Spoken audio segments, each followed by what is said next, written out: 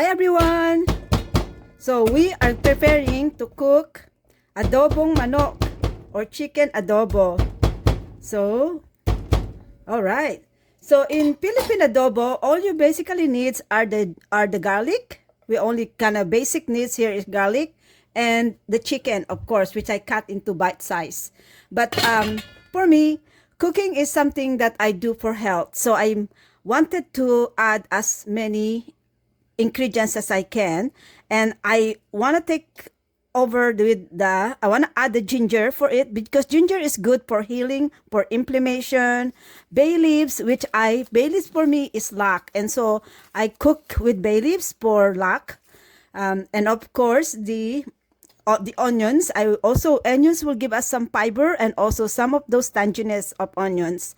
And in the adobo, the main ingredients are the ginger, the soya sauce, and the vinegar. So in this one, I'm putting a double amount of vinegar in my soya sauce, and I also want some spices. So I'm adding up the chili in it and the salt and pepper. So the chicken, I pre-marinated this one with equal amount of salt and pepper. So on this demonstration, I just show it that to you. And then I prepared here, this is about half a cup of chicken broth. So we can add it to our chicken so that our chicken will have some sauce to start as it will cook. So right now I am heating up my pan.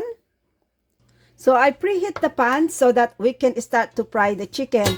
And in this case, our chicken has a little bit of fats of skin on it. So I will first cook the chicken and see if I needed to add oil or not. Because I do try not to add additional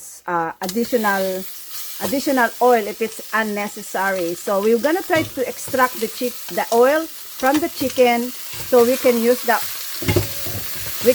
fat to cook our onions. So just gonna try to mix it up. So hopefully we don't have to add any extra oil here. Okay everyone, so as you can see that the chicken alone produces enough oil. Now we can cook our, I did not add any oil here. I just extracted the oil from the skin of the chicken. Although you notice that I shifted to a different spoon so that I can I will not allow any burn fat in here. So now we can add our let's start with ginger. So now we can fry our seasonings here. So there's a lot of oil here now. I may have to scoop some of those extra oil too. Just take up because I don't like too many extra oil on my cooking. Just take some. I will be removing some of this oil. So we're gonna take this one off here so we can remove those oil out. So as you see, it has produced a lot of oil themselves, right? So I'm gonna remove this oil. Alright, so now I remove all those extra oils. Now let us cook our onions and garlic here. And everything else of the ingredients can now go in. I'm gonna put all the onions, the garlic, the ginger, the pepper, and everything can go in. So we're just gonna basically mix up our ingredients here. You can see that my bottom is a little bit so brownish, and I don't want any burn fat, so I shifted to metal pan so I can scoop that up.